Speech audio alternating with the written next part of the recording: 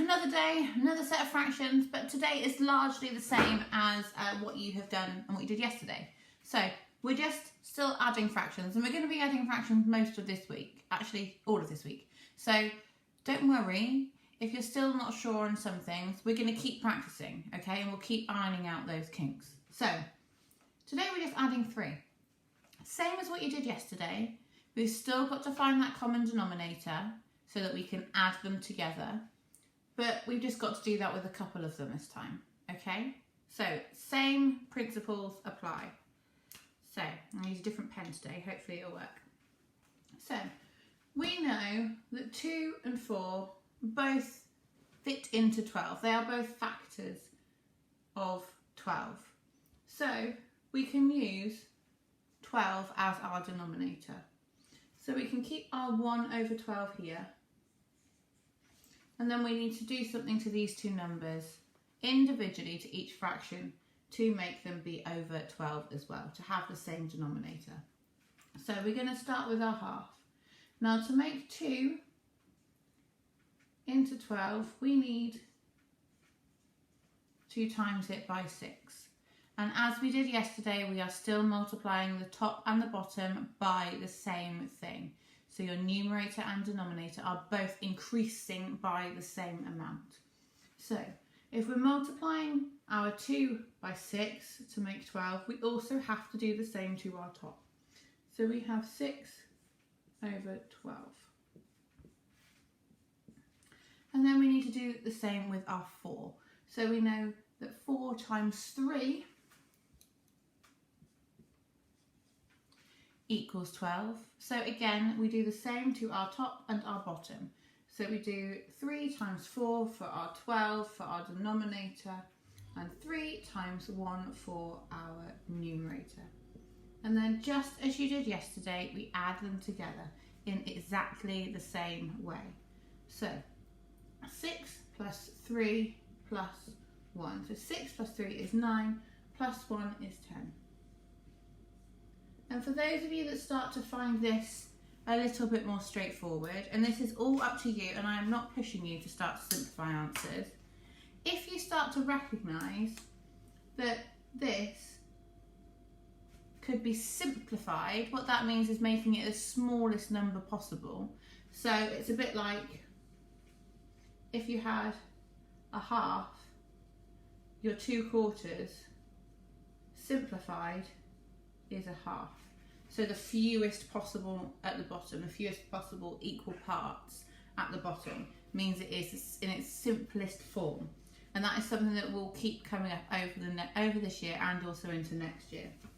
So to make it its simplest form, we have to divide the top and the bottom by the same number. Always the same rules as we're doing the same to the top and the bottom.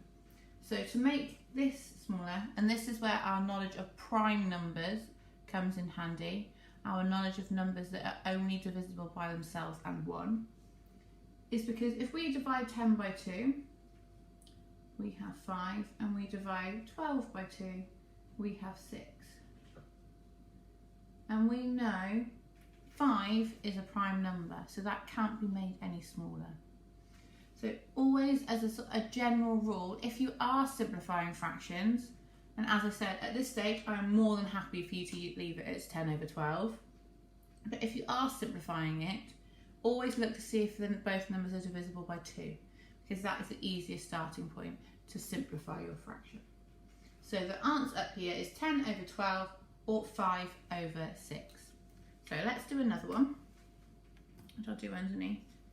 So this time we're going to do a half again, and we're going to add 2/3 and 1/6. So again, we are going to choose a number that is going to be our consistent denominator. And because of having a 2 and a 3, we're going to choose 6. So we're going to keep our 6 the same and put our 1/6 down there straight away. So now, just as we've done this one, we need to make our denominators all be 6. So to make our half into a 6, we need to times this by 3. So we have 3 times 2 is 6, and 3 times 1 is 3. And then for the next one, we have 3 already at the bottom, so we need to multiply our denominator by 2 to make it 6. And to make it the same, we need to do the same to our top. So we have 2 times 3 at the bottom gives us 6 as our denominator, and 2 times 2 at the top gives us 4. So 3 plus 4 is 7, plus 1 is 8. So that means we have an improper fraction. So quite often in your questions today, just like you have done earlier this week, you'll be asked to put it as a mixed number as well. So we know that 8 goes into 6 one whole time and 2 left over. And now for those of you that are going to start simplifying today, that is the same as 1 and 1/3, dividing the top and the bottom by 2. So to recap why we do the same to the top and the bottom is we're not changing the amount. So our half here, that is how much we have. That is the value of this fraction. It is 1/2. Now all we have done by turning it into 6 is we've split this half into smaller pieces. We haven't changed the amount. The value of it is still exactly the same, and that is why we must do the same to the top and the bottom, because we're keeping the value the same. We're just splitting it into some more pieces. So we're going to do one more, which is going to look a little bit different, but it's something that you have done probably since at least year 1, if not earlier. And that's a bit of a reminder of the part-whole model. So part-whole model works exactly the same way, even when you're dealing with fractions. So you will have your big circle at the top, and you'll have your 3 small lines coming off. And just because it's fractions, and just because it's 3, it is still 3 parts that are going to make the whole. So you might be given 1/4, 2/16, and 3/8. Something like that. And you'll be asked to work out what's here. Now with a part whole, these are your parts that are added together to make your whole. So imagine that each of these little lines has a cross, a little addition sign in between it. So they're added together to all make this one. So you do exactly the same thing. It doesn't matter if it's a part whole diagram. It doesn't matter if it's a written word question. You are doing the exact same thing. Get it, finding the same denominator, and then adding them together. So now we could choose 8 or 16. So we're going to do 16 first, and I will show you how we can do 8 as well. So if we're going to keep 16 the same, let's keep our 2/16 there so we know. And then we need to convert our 1/4 into something over 16. So to change our 4 into 16, we need to multiply that by 4. So we have 16 at the bottom, but then we also need to change our 1 by 4 as well. And that means that we're keeping that amount, that actual value, exactly the same. And then we need to have a look at our 8s. So to turn our 8 into 16, we need to times by 2, and that means we must do the same at the top as well. So 3 times 2 is 6, and we have our 16 at the bottom. So now we need to add those all together. So we have 4 plus 2 is 6, plus 6 is 12. So equals 12 over 16. Now I said that you could also use 8, so I'm going to do that underneath. So we could keep our 3 over 8, and instead times our 4 by 2 to equal 2 over 8, and then divide our 16 by 2. And we touched on this on Tuesday. You can also divide this one by 2. So you could divide the top by 2 to give you 1, and the bottom by 2 to give you 8. And then you have 2, 3, 4, 5, 6, 6, 8. And if you notice, this is a simplified version of this. All we have done is we have gone from 12 6 and we have divided the top and bottom by 2 to make it a smaller, a simpler even fraction.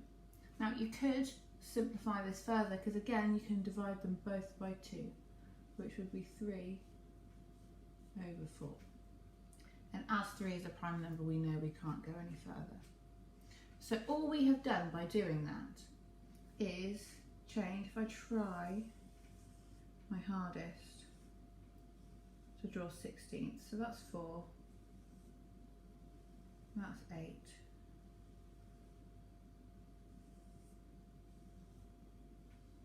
okay, so this is that is 16ths. So if we were to colour in, if I dash them, 1, 2, 3, 4. So that is our 12/16. Now by simplifying that, all we've done is we've pretty much taken away the line. So when we've done it by 8, we've said, okay, well, we'll take away that line, and that line, and that line, and that line, and that line, and that line. So now, very roughly,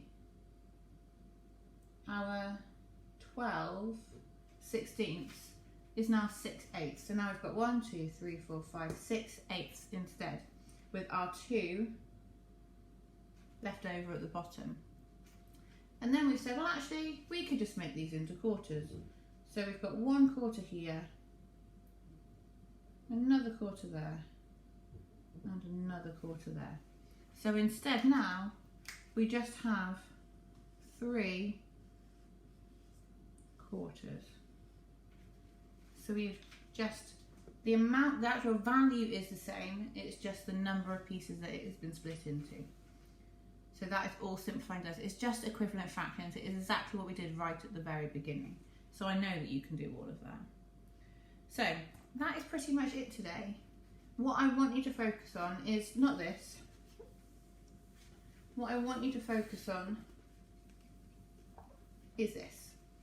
Is adding 3 fractions together to create your answer. For the part-whole diagram, it will be to create your whole, and choose a common denominator, making sure you're multiplying the top and the bottom, the numerator and the denominator by the same amount. So you're keeping that value the same. All you're doing is making an equivalent fraction so that you can easily add them. And then you only add the numerator as you go across. So I hope that's all right. I'm catching up with your work from yesterday, and I'll catch up with Miss Bard as well. So if there's anything extra we need to do, that is fine. But there is also more. We are adding fractions again tomorrow. So please don't worry. We've got plenty of time to iron this out. So have a fabulous day. I look forward to seeing you all on Zoom later. Bye.